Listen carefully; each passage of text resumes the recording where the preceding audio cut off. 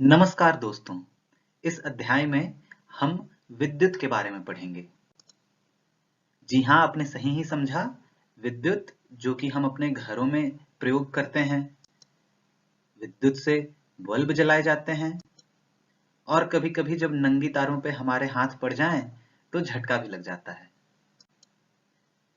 आइए देखते हैं कि विद्युत धारा और परिपथ ये क्या होता है। पर विद्युत धारा और परिपथ देखने से पहले हमें एक चीज समझनी होगी। दोस्तों, ये चीज है आवेश। आवेश को इंग्लिश में चार्ज भी कहते हैं। आपने सुना होगा इलेक्ट्रॉन्स, प्रोटॉन्स, ये सभी आवेश ही हैं। इलेक्ट्रॉन्स ऋणात्मक आवेश और प्रोटॉन धनात्मक आवेश कहलाते हैं। जब ये आवेश प्रवाहित होने लगते हैं दोस्तों, तब हम उसे विद्युत धारा के नाम से जानते हैं। और इन आवेशों को प्रवाहित होने के लिए कुछ चीजें होनी जरूरी हैं।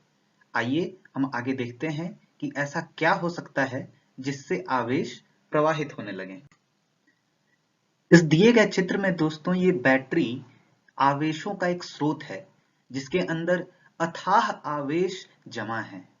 जब इस बैटरी को चालक के द्वारा जोड़ दिया जाता है, देखिए ये चालक है, एक बल्ब से जोड़ दिया गया है इस चालक को एक कुंजी से होते हुए। कुंजी अर्थात स्विच। ये स्विच जब ऑफ होगा तो इन दो चालकों के बीच में कनेक्शन जो है, जो इन दोनों को जोड़ने का पथ है, वो खुल जाएगा जब ये स्विच ऑफ होगा। और जब हम इसे ऑन करेंगे तो ये जुड़ जाएगा दोस्तों। तो ये स्विच ऑन ऑफ करने के काम में लाया जा सकता है। तो जब ऐसे परिपथ को ऑन कर दिया जाए अर्थात स्विच इसका बंद कर दिया जाए तो ये बल्ब जलने लगता है। और बल्ब इसलिए जलता है क्योंकि आवेशों का प्रवाह इस बैटरी से होता हुआ होने लगता है। उसी चित्र को यहाँ दूसरे तरीके से दिखाया गया है। ये बल्ब है दोस्तों,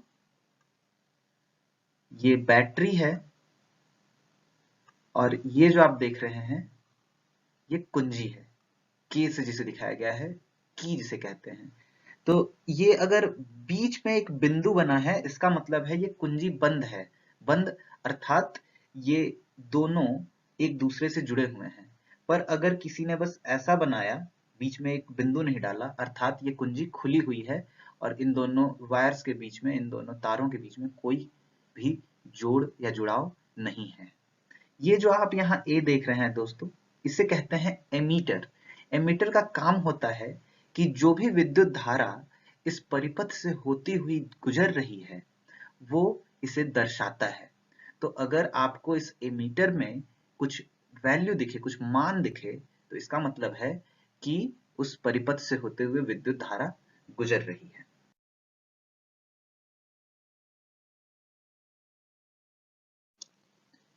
विभवांतर को गणितीय रूप से ऐसा भी लिखा जा सकता है कि यह किया गया कार्य बटे आवेश। किया गया कार्य को W से लिख रहे हैं दोस्तों और आवेश को Q से। तो अगर हम इनके यूनिट्स लिखें तो जूल पर कूलॉम हम विभवांतर का यूनिट बोलेंगे, जिसे वोल्ट भी कहते हैं। आइए अब कुछ चिन्हों को समझने की कोशिश करते हैं। ये पहला चिन्ह सेल कहलाता है, जबकि ये दूसरा चिन्ह बैटरी। सेल और बैटरी में यह डिफरेंस है, यह भिन्नता है कि सेलों के समूह को बैटरी कहते हैं, पर समानता यह है कि ये जो आप बड़ी लाइन देख रहे हैं ये हमेशा धनात्मक पार्ट को दिखाती है और ये छोटी लाइन ऋणात्मक। उसी तरह बैटरी में भी जो बड़ी लाइन है वो धनात्मक दिखाती है और छोटी लाइन ऋणात्मक भाग को सूचित करती है। यह तीसरा चिन्ह कुंजी है दोस्तों, पर यह कुंजी खुली हुई है, खुली कुंजी, अर्थात इस कुंजी से होता हुआ धारा, विद्युत धारा प्रवाह नहीं हो सकता है, जबकि ये कुंजी बंद कुंजी है। यह चिन्ह दोस्तों यह दर्शा रहा है कि ये दो चालक एक दूसरे से जुड़े हुए हैं, जबकि यहाँ पर यह दर्शाया जा रहा है कि ये चालक और ऊपर से आता हुआ ये चालक एक दूसरे से जुड़े हुए नहीं हैं। यह चिन्ह बल्ब का है और बल्ब को हम ऐसा बना करके दिखा सकते हैं। जबकि सबसे आखिरी चिन्ह ये दोस्तों, यह प्रतिरोध है। प्रतिरोध को रेजिस्टेंस भी कहते हैं। दाएं हाथ में जो सबसे पहला चिन्ह आप देख रहे हैं दोस्तों, ये भी प्रतिरोध ही है, परंतु इस प्रतिरोध का जो मान है वो बदला जा सकता है। अर्थात आप इस प्रतिरोध के मान को अपने हिसाब से बदल सकते हैं। तो अगर इसे मैं यहाँ पे रख दूं तो इसका मान दूसरा हो जाएगा, यहाँ पे रख दूं तो इसका मान दूसरा हो जाएगा। हम आगे देखेंगे वो क्या है। जिसपे ए लिखा है दोस्तों वो एमीटर है। एमीटर हम पहले भी देख चुके हैं। एमीटर क्या बतलाता है? एमीटर कितनी विद्युत धारा प्रवाहित हो रही है उस परिपथ से वो बतलाता है। जबकि ये V जिस पे लिखा है दोस्तों, ये वोल्ट मीटर है। वोल्ट मीटर यह बतलाता है कि दो बिंदुओं के बीच में कितना विभवांतर है। और ये बिंदु कहाँ होंगे? ये बिंदु होंगे उस परिपथ पे। तो एक परिपथ पे दो बिंदुओं के बीच के विभवांतर को दर्शाने के लिए और देखने के लिए हम वोल्ट मीटर का यूज करते हैं। जबकि उस परिपथ से कितना करंट प्रवाहित हो रहा है, कितनी विद्युत धारा प्रवाहित हो रही है, इसे देखने के लिए हम लोग एमीटर का यूज करते हैं, एमीटर का उपयोग करते हैं। आइए अब देखते हैं ओम का नियम क्या है। ओम का नियम दोस्तों एक बहुत ही मौलिक और महत्वपूर्ण नियम है। इसे समझने के लिए हम एक प्रयोग करते हैं। एक बैटरी को चालकों के माध्यम से एक बल्ब से जोड़ लेते हैं। चलिए मान लेते हैं कि यह बैटरी 3 वोल्ट की है। बैटरी का जो यूनिट होता है, जो भी वोल्टेज देने वाला यंत्र है दोस्तों, उसका जो यूनिट होता है वो हमेशा हम वोल्ट में लिखते हैं।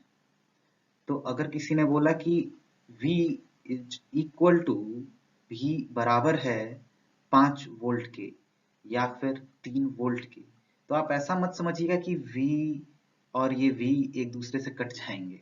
ऐसा नहीं है दोस्तों, आप ऐसा मत समझिए। ये V उसका यूनिट बता रहा है और ये बोल रहा है कि ये इतने वोल्ट की बैटरी है। ये जो V बैटरी है वो इतने वोल्ट की है। चलिए फिर से अपने चित्र पे आ जाते हैं। इस बैटरी को जब हमने चालक के माध्यम से इस बल्ब से जोड़ दिया, तब इस चालक से विद्युत धारा प्रवाहित होगी, करंट। और इस विद्युत धारा को हम लोग एम्पियर में नापते हैं, एम्पियर, जिसे ए भी लिखा जाता है। तो यह करंट जो आई है वो 1 एम्पियर भी हो सकता है, 2 एम्पियर भी हो सकता है, 0.5 एम्पियर भी हो सकता है। कहने का मतलब यह है कि करंट को जब भी लिखें तो उसके आखिर में ए लगाएं, उसके यूनिट के रूप में। तो ये ए आपको बताएगा कि ये कितने एम्पियर करंट प्रवाहित हो रही है उस परिपथ से। और ये जो बल्ब है, यह बल्ब कुछ नहीं बल्कि एक प्रतिरोध है। प्रतिरोध को आर से लिखते हैं। आर जिसे रेजिस्टेंस का एक शुरुआती अक्षर के रूप में देखा जा सकता है। और ये कुछ भी हो सकता है दोस्तों। 10 ओम, यह जो चिन्ह मैंने बनाया है वो ओम का चिन्ह है। इसे ओम के नाम से जाना जाता है। 10 ओम, 20 ओम, 100 ओम, 1000 ओम, 10,000 ओम, कुछ भी हो सकता है। ठीक है, तो चलिए अब समझते हैं कि इस जो हमने यह प्रयोग के लिए जो चित्र बनाया है, इसका उपयोग ओम के नियम को समझने के लिए कैसे किया जा सकता है। चलिए मैं पिछले चित्र को दूसरे तरीके से बनाने की कोशिश करता हूं, और इस बार चिन्हों के माध्यम से। तो आपको पता है यह बैटरी है, ये प्लस और ये माइनस, ये चालक और ये प्रतिरोध R, ये वोल्टेज देगा V और यहां से करंट अर्थात विद्युत धारा प्रवाहित होगी I। ओम एक वैज्ञानिक का नाम था दोस्तों। उन्होंने भी एक ऐसा ही प्रयोग किया था। और उन्होंने क्या किया कि बार बार इस बैटरी का मान बदला, अर्थात पहले उन्होंने 1 वोल्ट लगाया होगा, फिर 2 वोल्ट, फिर 3 वोल्ट, फिर 4 वोल्ट, और उन्होंने इस विद्युत धारा को मापा कि जब वो वोल्टेज बदलते हैं तो विद्युत धारा पर इसका क्या प्रभाव पड़ता है, बशर्ते कि यह प्रतिरोध समान रहे हर प्रयोग के लिए। तो जब उन्होंने ऐसा करके देखा, आप अपने स्कूल में भी यह प्रयोग कर सकते हैं। जब उन्होंने ऐसा करके देखा दोस्तों, तो उन्होंने पाया, यहां मैं V लिखता हूं, यहां मैं I लिखता हूं, और ऐसा हम मान लेते हैं कि उस R की वैल्यू 10 ओम होगी। तो जब उन्होंने ऐसा देखा, तो जब उन्होंने 1 वोल्ट रखा, तो जो करंट, जो विद्युत धारा उससे प्रवाहित हुई थी, वो 0.1 एम्पियर आई, ये वोल्ट में और वो एम्पियर में। जब उन्होंने इसको 2 वोल्ट किया तो ये 0.2 एम्पियर आया। जब उन्होंने इसको 3 वोल्ट किया तो ये 0.3 एम्पियर आया, और जब उन्होंने इसको 5 वोल्ट किया होगा तो उन्होंने देखा होगा कि ये 0.5 एम्पियर है। जब हम ये जो टेबल मैंने यहां बनाया है दोस्तों, इसको ये V और ये I, ऐसा एक ग्राफ अगर हम बनाने की कोशिश करें तो यह एक सीधी रेखा आएगी, जहां 1 वोल्ट, 2 वोल्ट, 3 वोल्ट, 4 वोल्ट, और 0.1 एम्पियर, 0.2 एम्पियर, 0.3 एम्पियर, 0.4 एम्पियर। तो ऐसे आपको बिंदु मिलेंगे, जिन्हें आप जब मिलाएंगे तो वो एक सीधी रेखा आएगी, जो कि इस 0 0 जो ये बिंदु होता है ग्राफ में, उससे होके गुजरती है। मेरा जो ड्राइंग है दोस्तों उतना अच्छा नहीं है, इसीलिए ये रेखा आपको सीधी नहीं दिख रही है, पर ये एक बिल्कुल ही सीधी रेखा आएगी। तो उन्होंने यह पहचाना कि जब इस प्रतिरोध को कांस्टेंट रखा जाता है, कांस्टेंट अर्थात फिक्स कर दिया जाता है कि इसका मान बदलेगा नहीं, तो जब आप V को बढ़ाते हैं, वोल्टेज को बढ़ाते या घटाते हैं, तो उसका सीधा प्रभाव इस करंट पे पड़ता है, इस विद्युत धारा पे पड़ता है। तो आप जब वोल्टेज को बढ़ाएंगे तो करंट भी बढ़ेगा, और जब आप वोल्टेज को घटाएंगे तो करंट भी घटेगा। ये देखिए दोस्तों, मैंने आपके लिए एक अच्छा सा रेखा चित्र ढूंढ ही लिया, जिसमें एक सीधी रेखा दिखाई दे रही है। तो जैसा कि हम देख रहे हैं कि 1 वोल्ट देने पर 0.1 एम्पियर विद्युत धारा प्रवाहित हो रही है, 2 वोल्ट देने पर 0.2 एम्पियर, 3 वोल्ट देने पर 0.3 एम्पियर, और इसी तरह आगे भी। और यह रेखा चित्र हमने कब बनाया है दोस्तों? जब प्रतिरोध का मान 10 ओम लिया था हमने। पर अगर हम प्रतिरोध का मान बदलेंगे, ऐसा चलिए मान लेते हैं कि प्रतिरोध का मान बढ़ा करके अगर हम बढ़ा देते, तो यह रेखा चित्र ऊपर की ओर मुड़ता, और अगर घटा देते तो यह रेखा चित्र नीचे की ओर मुड़ जाता, ऐसा।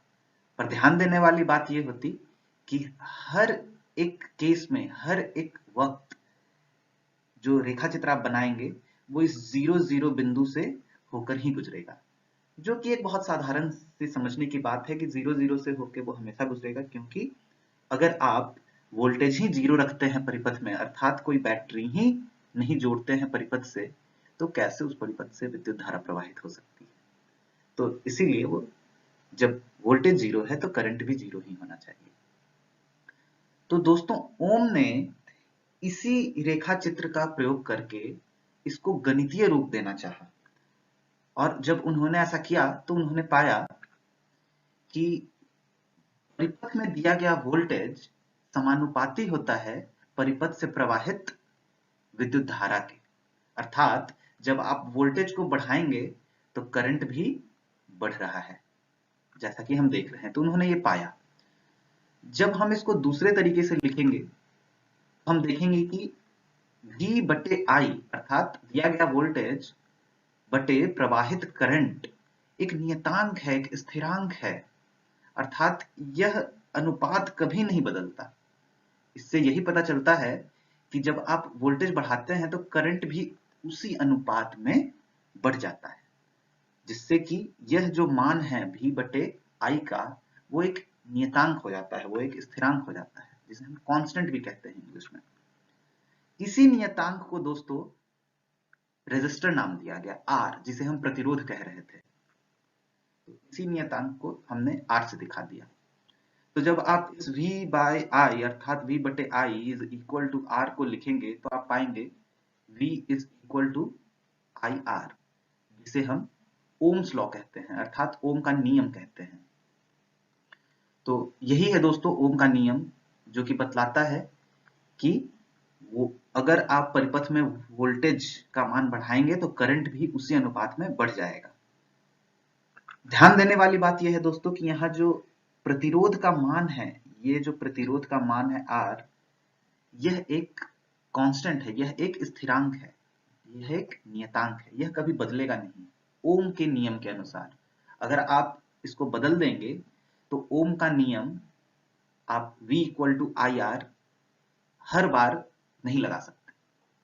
खैर, इसे हम आगे और चर्चा करेंगे इस बात पे। यह चित्र एक बहुत ही अच्छे तरीके से ओम के नियम को दिखा रहा है, जहां ओम जो है इस एम्पियर को, जो इस छोटे से छेद से जाने की कोशिश कर रहा है, और ओम जो है उस छेद को छोटा करने की कोशिश कर रहा है, अर्थात इसको जाने से रोक रहा है। और वहीं वोल्टेज इसको धक्का दे करके इस ओम द्वारा किए गए प्रतिरोध को निष्क्रिय करने की कोशिश कर रहा है, ताकि ये एम्पियर उस पार जा सके। तो जब आप वोल्टेज बढ़ाएंगे, इसका मतलब आप ज्यादा धक्का देंगे एम्पियर को, तो एम्पियर आसानी से जाएगा आगे की ओर, और बहुत ज्यादा एम्पियर आप डाल सकते हैं। जबकि अगर आप ओम को बढ़ाएंगे तो वो बहुत ज्यादा प्रतिरोध पैदा करेगा और एम्पियर को आगे नहीं जाने देगा। तो दोस्तों, इस कक्षा में हमने सीखा कि आवेश क्या होते हैं, आवेशों से वोल्टेज कैसे बनता है, विद्युत धारा क्या होती है, परिपथ में हम क्या-क्या चीजें लगाएं कि परिपथ से एक विद्युत धारा प्रवाहित हो। उसके बाद हमने देखा कि ओम का नियम क्या है, जो कि एक बहुत ही मौलिक और महत्वपूर्ण नियम है। तो इतनी सारी चीजें सीखने के बाद हम इस कक्षा के अंत पड़ाव पे आ गए हैं, और यहाँ पर मैं एक चीज आपको फिर से बता दूं कि ओम का नियम बनाते वक्त जो प्रतिरोध का मान है उसे एक स्थिरांक माना गया, अर्थात ये समझा गया कि उस प्रतिरोध का जो मान है वो बदलेगा नहीं उस परिपथ में। परंतु जब प्रतिरोध का तापमान आप बढ़ाते या घटाते हैं, तब प्रतिरोध का जो मान है वो भी बढ़ घट सकता है। तो वैसे प्रश्नों को हम अगली कक्षा में देखेंगे कि उसे कैसे हम हल कर सकते हैं, कैसे यह पता लगा सकते हैं कि कितना तापमान होने पर प्रतिरोध का मान कितना होगा।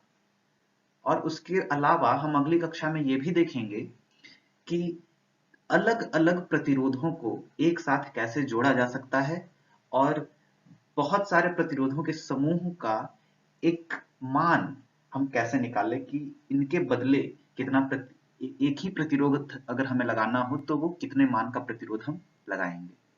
तो ऐसी चीजों पर हम अगली कक्षा में चर्चा करेंगे दोस्तों। इस कक्षा में इतना ही। नमस्कार।